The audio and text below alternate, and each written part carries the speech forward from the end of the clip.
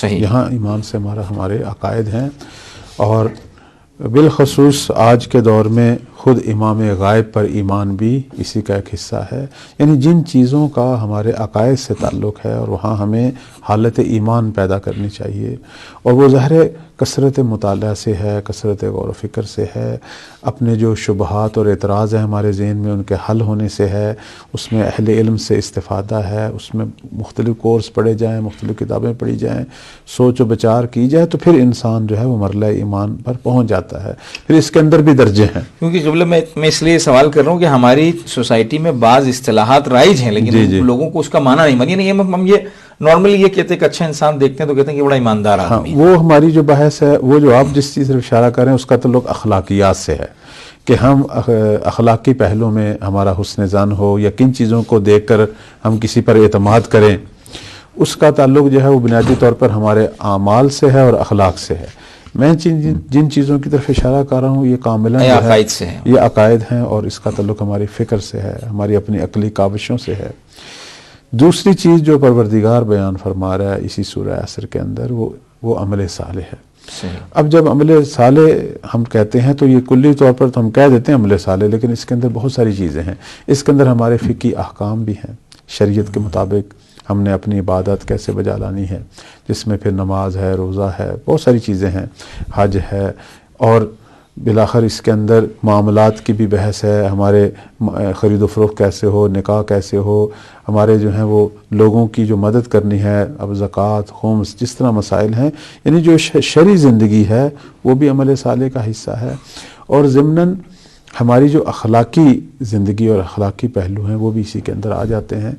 تو اب یہاں پروردگار نے بطور کلی عمل صالح کو فرمانے کے بعد خدا نے پھر دو چیزوں کو ان میں سے نکالا اور اس کو بالخصوص بیان کیا، کہ جو تربیت کے حوالے سے بہت اہم ہے نقطہ. یعنی جو میں نے جو کچھ بھی بیان کیا وہ سمجھیں وہ اسی کی تمہید تھا، کہ اللہ تعالیٰ سورہ عصر کے اندر قرآنی تربیت کے حوالے سے اہل ایمان کی جو ذمہ داریاں ہیں وہ بیان کر رہا ہے، کہ یہ اہل ایمان بھی رکھتے ہیں، عمل صالح بھی کرتے ہیں، اور اس کے بعد پروردگار جو ہے وہ فرما رہا ہے کہ یہ لوگ جو ہیں ایک دوسرے کو نصیحت کرتے ہیں، کہ والعصر ان الانسان لفی خسر الا الذین آمنوا وعملوا الصالحات وتواصوا بالحق وتواصوا بالصبر. کون سی نصیحت؟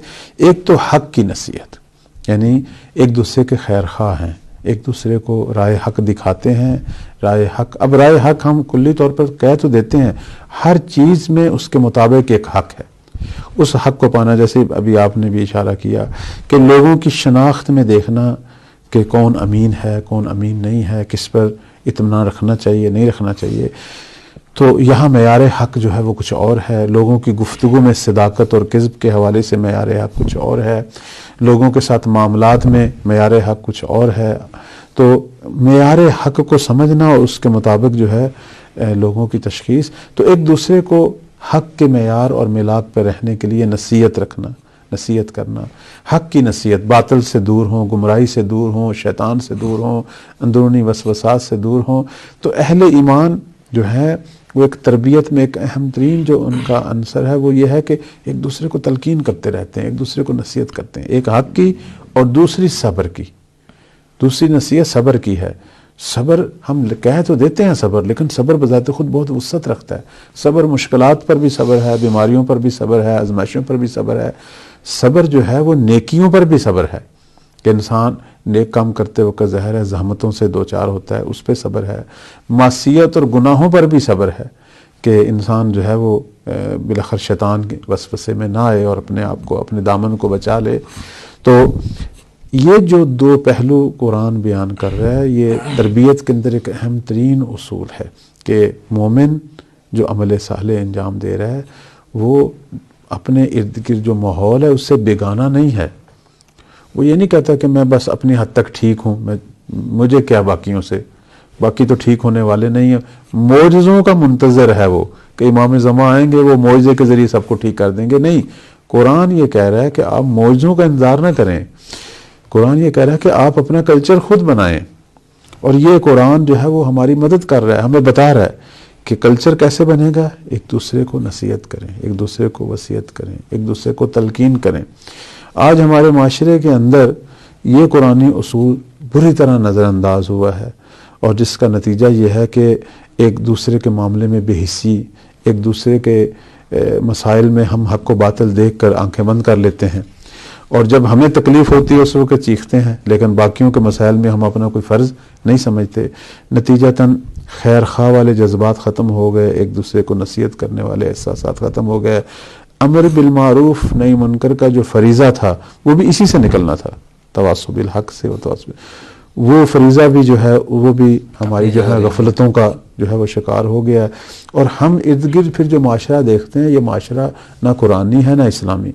ممکن ہے میں خود ایک شخص قرآنی شخص ہوں، اس طرح کے کئی لوگ قرآنی ہیں جو قرآن کو بڑے بہترین انداز سے تلاوت کر رہے ہیں، حتیٰ قرآن پہ کام کر رہے ہیں، قرآنی علوم کے ماسٹر ہیں، قرآنی کلاسیں تشکیل دیتے ہیں، ایسے بھی لوگ ہیں۔ لیکن آیا یہ ساری چیزیں کافی ہیں؟ نہیں۔ جب تک قرآن ان کے وجود میں نہیں اترے گا، ان کی زندگی کا حصہ نہیں بنے گا، ان کے اخلاق، کردار، ان کی فکر کا حصہ نہیں بنے گا، تو تلاوت، قرآنی معلومات کا آپس میں تبادلہ خیال، قرآنی کلاسوں میں جانا اچھی بات ہے، انسان کا علم بڑھ جاتا ہے، لیکن آیا یہ قرآنی شخصیت بنی ہے؟ نہیں۔ دوسرا استفادہ نہیں کریں گے نا، دوسرے